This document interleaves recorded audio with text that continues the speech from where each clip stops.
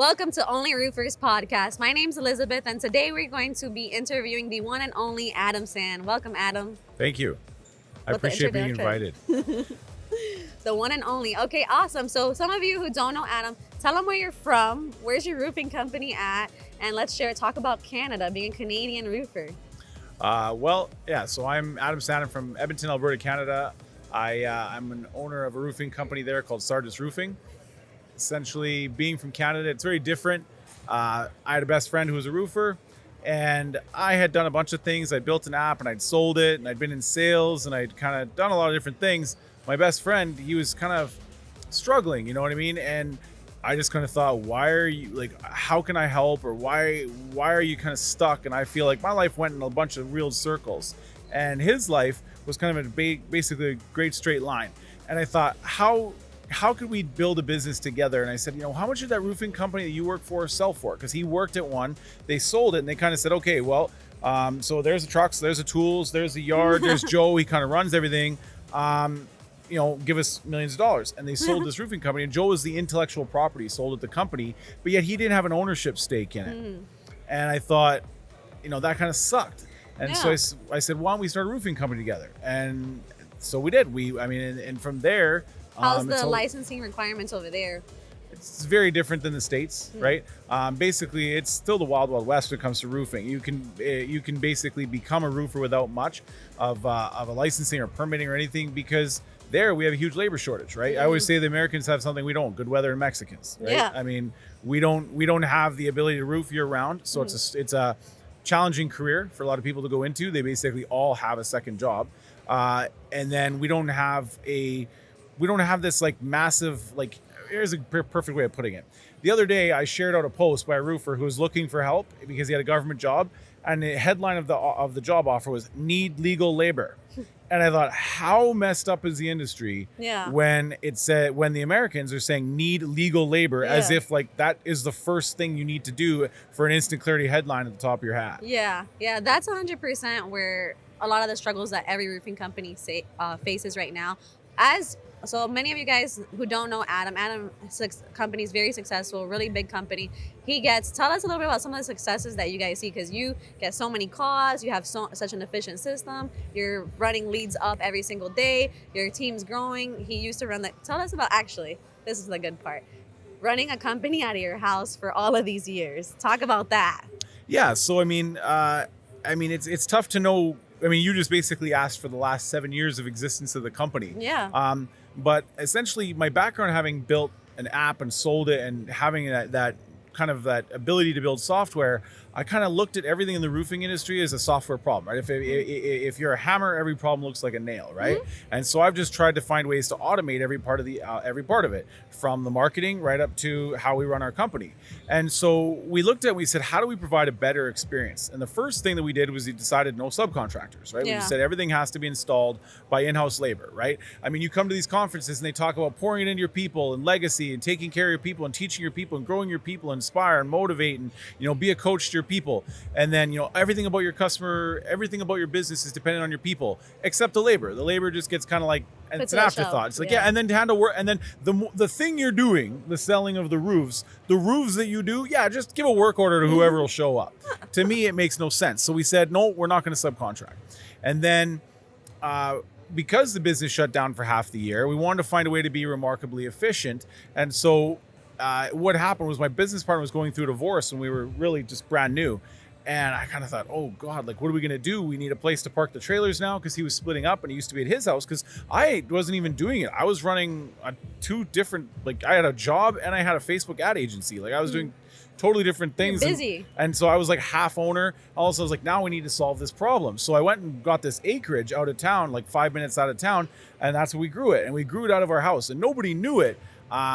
Because we managed to have like 50-person sales meetings, not sales meetings, like company-wide meetings, like where we have the whole company come. Every Thursday, I would have trucks and cars parked all over my grass. It was very busy.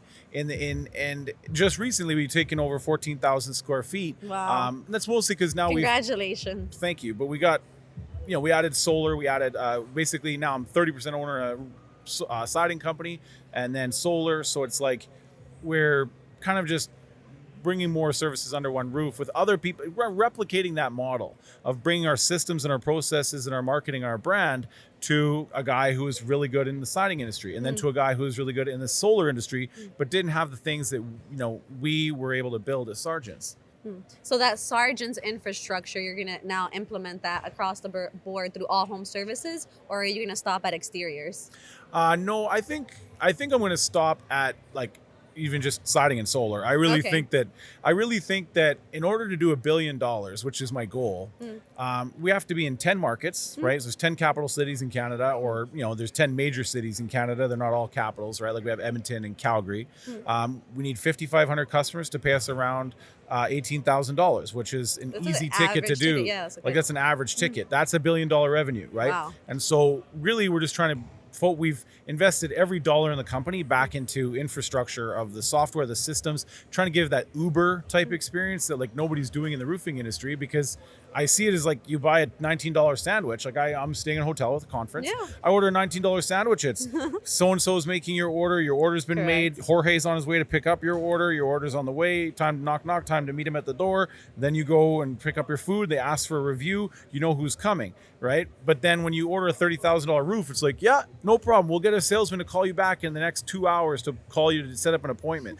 Like, how come is it when you go to call to book your hair, you probably call in, you're like, I want to get my hair done. Yeah. When is Samantha available? And they go, oh, Samantha's available in 3 weeks at 2:00. And you go, that doesn't work for me. Okay, how about 3 weeks on Friday at 4:30? And you're like, I'll take it. But then when you call into a roofing company, it's like, yeah, no, we'll get around to it. We'll figure it out. Yeah. And it's like, yeah, we'll be out in 3 weeks sometime, second week of October, we'll be by. Yeah. And then it's like they show up in the third week of October. Oh, nobody told you we're coming by. We're coming to the roof. But they don't speak English because they don't actually work for the company. I want to take a step back because you said something that's really, really important to me. And I really want to focus on that for a second.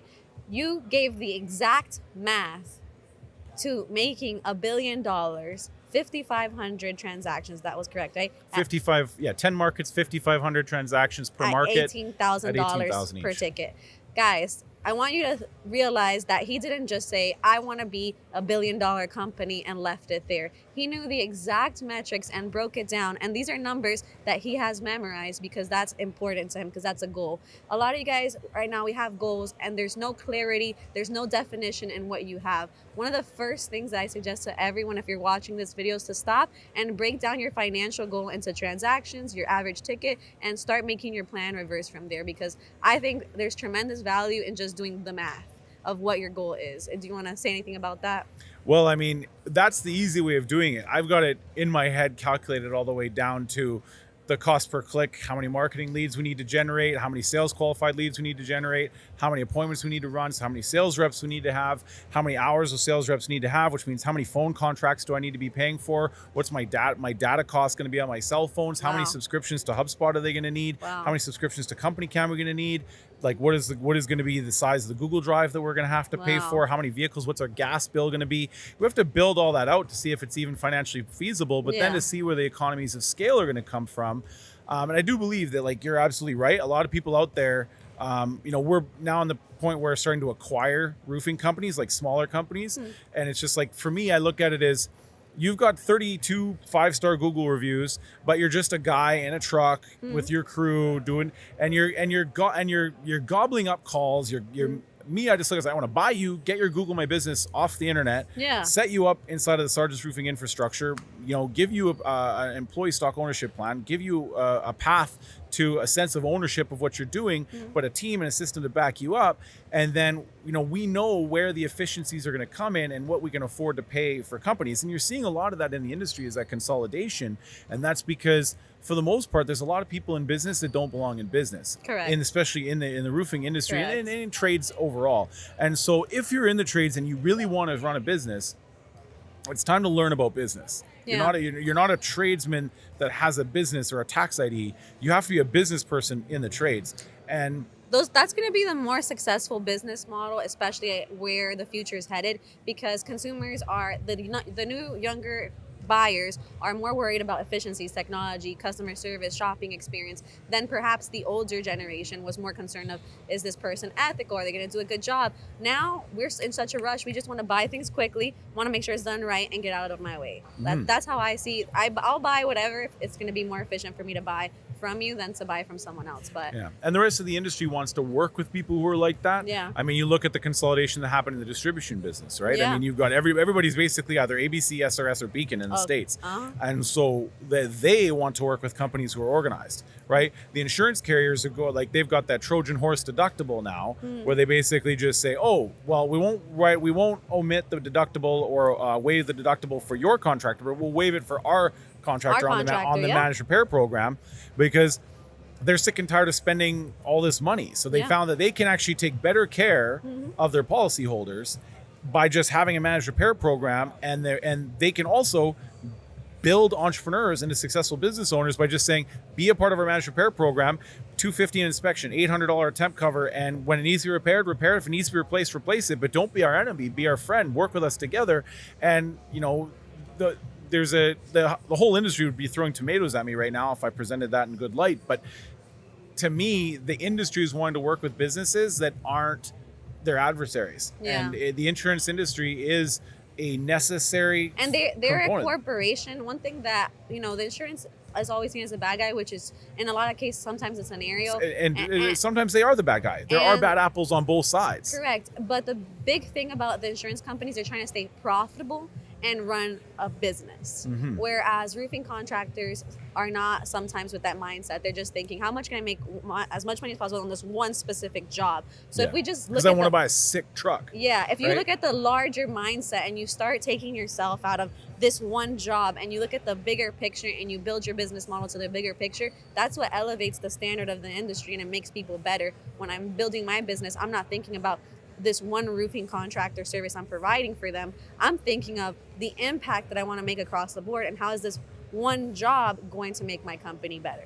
How is this one job going to provide this customer with a better opportunity than the last one? So I think that's one thing we need to revisit in our industry, and I love that you do that. I feel like every time I speak to you, I learn something new. I found something out interesting. You're headed to a larger goal. So that's one of the things. If you guys don't follow Adam, follow him. He's very controversial.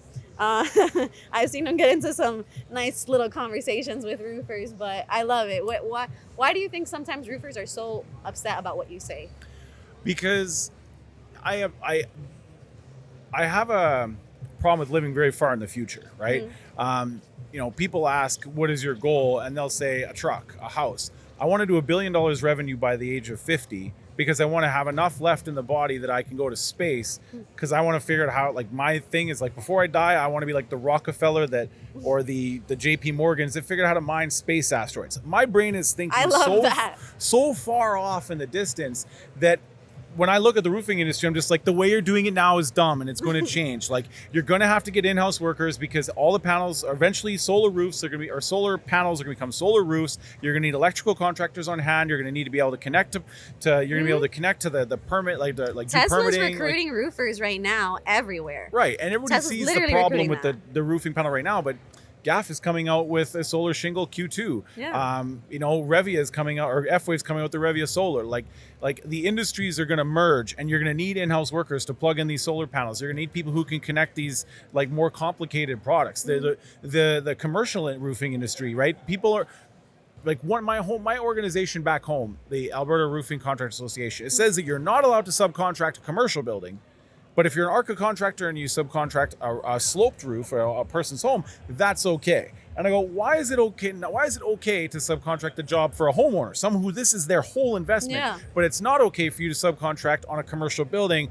Are commercial customers better, or do they matter more than a homeowner that owns their home? It's because ARCA knows what we all know, which is that if you're not in total control of your entire delivery, right, your entire product service delivery, there's going to be reduced standards. That's just a fact. And the problem that the contractors say that they face is the fact that, well, it's kind of one of those things where it's like, if you can't beat them, join them. everybody's doing it, so I got to do it too. Workers' compensation is 26%. As a Canadian, I see that where I'm come from, and I am not a proponent for like this socialist life, but I do see that there's a little more controls over some things. Plus, we have this giant country called America that takes away all of our immigration. We don't have a whole bunch of illegal labor. Yeah. So our workers' compensation 6%, or is thereabouts, because we don't have all this illegal labor getting injured and then kind of gobbling up the premiums that they're not paying to compensate them for their injuries. We don't have a lot of that issue. America's going to... And roofing is the 4th most deadliest job, by the way. And that's because there's no standards. Why? Because the subcontracted labor. And so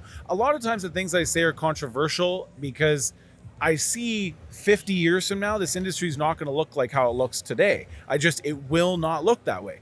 It's going to be different products, different install methods, higher safety standards, completely different labor force. You're probably going to have more of there's an argument there's going to be robots on roofs. You know what I mean? Like I always say, if they made roofers, I'd be a billionaire. Yeah. So, well, it's not too far from your goals already. No, I mean, Amazon's already bringing the shelf to their people, right? Yeah. The little robot brings the shelf to the person. They pull it off the shelf and put it in the box because it's more efficient than sending a person who needs to go to the bathroom, eat lunch, gets tired, has, slips on the floor. It's just easier to make the little Gets Roomba sick, doesn't drive. come to work. The Roomba brings the shelf to you. You pull the thing off, you put it in the box. Yeah. So the industry's not going to look the same. Yeah. And people don't like change. It's the most terrifying state for any person. So when I go flying out to these companies and work with them, the change agent is probably the most important part of my job, is trying to manage change, because it's terrifying for people, right? Well, there's 2 things about that. Number 1 is people's own limiting beliefs. Yeah. And number 2, I would say, is their lack of stepping outside of themselves and what they're working on today to look at other industries and what are the projections that have happened there. You have Carvana in the auto industry. Before, they want to eliminate, and CarMax. There's so many different resources out there that have been created to make the car buying process a lot easier. Nobody wants to go sit in the dealership for 10 hours anymore. It's not a reality anymore. People want to go and buy a car within an hour, less. They just want to go pick up they actually want the car delivered to them. So you have resources that are being created. You have an entire building of just cars that you can order at Carvana. Yeah. And if you look at the auto industry and other industries, how fast they've grown and where their projections are, and then you look at roofing, construction, blue collar, the reason why it's such a big change is because so much labor is involved. There's so much trades that are in tradesmen are very, very hard to get to adapt and see the future sometimes, because as a tradesman, your job is to look at what you're doing with your hands and make sure it's done well. So I think the first thing that we can do as an industry is start to look more at other industries that have grown rapidly and where they're headed in the future, and now start to consider that as we're growing, instead of just seeing what other roofers are doing.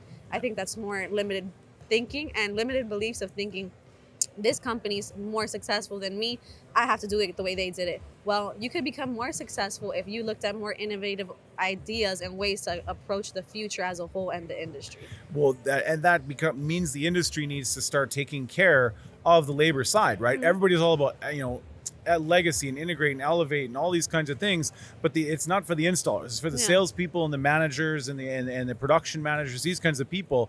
But we need to take our youth and show them that the trades is not a bad place to be. Yeah. But we need to create better jobs for people in the trades. If we keep saying, okay, healthcare, we're gonna programs, make all these like great, cool, let's take your sales guys on retreats and company culture and all that kind of stuff, but then give a work order to a terrible boss who runs a terrible company, who works with 5 young guys who are just doing a job while they're in college, or who maybe have like I always say, the like the forgotten sons, guys who didn't have the best parents, the best upbringings. It's like you don't choose to be a roofer, you end up a roofer. And that's because a lot of the people who hold up our businesses, who allow us to go cash these gajillion-dollar commission checks, are being backed up and held up by the labor side, and we're allowing our labor to work for the worst employers on the planet, and so we have to bring them, and not paying attention to their own needs as humans. That's part of what I spoke yesterday in my breakout, was as a business owner, taking accountability for the humans that you're responsible for, because employees, a lot of times you want to talk about, put them down and say, this employee did this employee doesn't do that, this employee, are you taking accountability on what you're doing for them as well? And I think also we can continue talking forever, so let's what would be one last thing you want to end this with, kind of a summary of what your number 1 advice would be for roofing contractors who are watching this and want to be innovative and forward thinking like you? Just look outside the industry, right? That what technology is being used and moving right now now for dispatch? What kind of technology is being used by realtors right now to sell properties, right? How is the solar industry, getting the speed of uptake on selling their jobs, right? Look outside your industry to see what kind of technology and what kind of processes you can adapt into your business. And if you're not in the mood to do all that, if that sounds too hard, then how can you sell your company to another person who wants to do all that and become a shareholder in a company that is going to do all those things that you just don't want to do anymore, right? Those innovations that you don't want to try and work through. Awesome. Well, thank you so much, Adam, for being here. Guys, Adam's someone who's very, very important to me, someone I respect. So it's a privilege for me to have you here today. Thank you all so much for watching another episode of Only Roofers podcast. Have a great day, guys. See you on the next one.